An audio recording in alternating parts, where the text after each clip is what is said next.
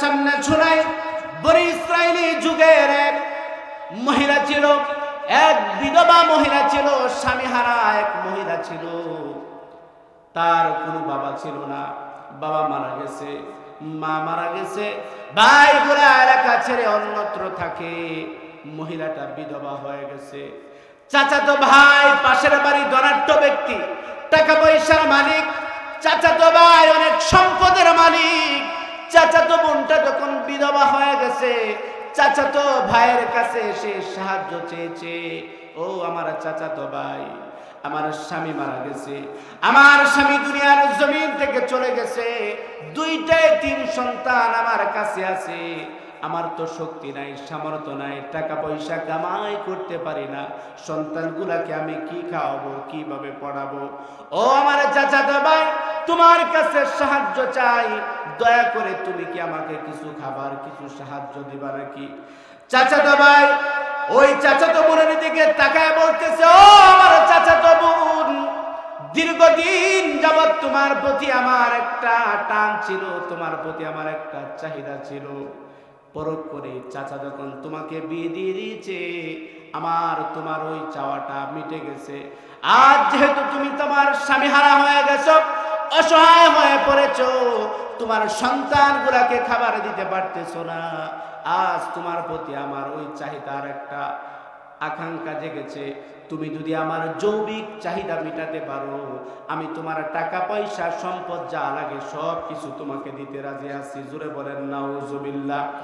আমার প্রিয় মুসলমান ভাইরা, দুনিয়ার জমিনে কোন নারী যদি বিধবা হয়, তার চাইতে অসহায় আর কেউ হতে পারে না। কথা বলেন ঠিক কিনা? আমার প্রিয় মুসলমান ভাইরা, স্বামীর কদর অনেক স্ত্রী বুঝতে পারে না। যখন স্বামী দুনিয়া থেকে চলে যায়, তখন বুঝতে পারে মা বাবার বাড়ির মধ্যেও তার সম্মান থাকে না। কথা বলেন ঠিক কিনা?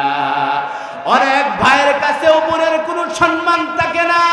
এজন্য রাসূল সাল্লাল্লাহু আলাইহি ওয়াসাল্লাম বলেছেন, ও দুনিয়ার নারীরা, শুনে রাখো, তোমাদেরকে যদি আমি সেজদার হুকুম দিতাম, স্বামীকে সেজদা দেওয়ার জন্য বলতাম, ও আমার মা বোনেরা, কঠোরভাবে শুনবেন, কান কারা করে শুনবেন। দুনিয়ার জমিনে আপনার শ্রেষ্ঠ যদি কোনো সম্পদ থাকে, সেটা হলো স্বামী। কথা কয় না, কথা কয় না, কথা কয় না, ঠিক কিনা? এই দুনিয়ার জমিনে একটা মহিলার শ্রেষ্ঠ যদি কোনো সম্পদ থেকে থাকে, তার নাম কি? আমার প্রিয় মুসলমান ভাইয়েরা, বিধবা মহিলা যখন স্বামীহারা হয়ে গেছে, চাচাতো ভাইয়ের কাছে যখন আবদার করলো টাকা পয়সা দেওয়ার জন্য, খাবার খোরাক দেওয়ার জন্য, চাচাতো ভাই যখন অফার দিল, তুমি আমার যৌবিক চাহিদা মিটাবা, ওই মহিলা আল্লাহকে ভয় করে চলে গেছে, চাচাতো ভাইয়ের প্রস্তাবে রাজি হয় নাই। বাড়ি যখন চলে গেল, বিকাল যখন গড়িয়ে এলো, ছোট্ট ছোট্ট ছোট্ট বাচ্চাগুলা মাকে ডাক দিয়ে বলে, আম্মা জান, সকাল থেকে নিয়ে ক্ষুধার জ্বালা সহ্য হচ্ছে না, বিকাল হয়ে গেছে, আমরা মনে মনে ভাবতেছি আপনি আমার জন্য খাবার এনেছেন। মা নিজের মুখের মধ্যে কাপড় দিয়া জোর করে চোখ দিয়া পানি ছেড়ে দিয়েছে, আর আসমানের মালিকের দিকে দুহাত তুলে বলে, আল্লাহ, আর যদি আমার বাবা বেঁচে থাকতো, আমার এই অসহায়ের জায়গায় সবচেয়ে বেশি সহযোগিতা করতো। আমার এই তিন সন্তানগুলো আমার চোখের সামনে না খায়া আছে, খাবার দেওয়ার কোনো শক্তি আমার নাই, সামর্থ্য নাই। আল্লাহ, আপনি একটা ব্যবস্থা করে দেন, আমার এই সন্তানগুলাকে যেন আমি খাবার খাওয়াতে পারি। যখন কোনো উপায় পেল না, আবার ফিরে গেল তার চাচাতো ভাইয়ের কাছে। চাচাতো ভাইকে বলতেছেন, ও আমার চাচাতো ভাই, সন্তানের মুখের দিকে তাকায়া সব বলে গেছি, আমি তোমার যে আবদার করেছো আবদারে রাজি আছি। জোরে বলেন নাউজুবিল্লাহ। আমার প্রিয় মুসলমান ভাইরা, দুজন মিলে যখন সম্মতি হয়ে গেল, বিছানার মধ্যে যখন চলে গেল, চাচাতো বোন যখন শুয়ে পড়লো, আর চাচাতো ভাই যখন তার লালসা মিটাবার জন্য চলে গেল, তাকায় দেখে ওই বিধবা চাচাতো বোনটা আসমানের দিকে তাকায়া নিচের দিকে জোর জোর করে চোখের পানিগুলা ছেড়ে দিয়েছে। চাচাতো ভাই বলে, বোন, দুজনের সম্মতিক্রমে এমন একটা আনন্দঘন মুহূর্তে যখন আমরা চলে এসেছি, তুমি আসমানের দিকে তাকায়া কিসের জন্য চোখের পানি ফেলা?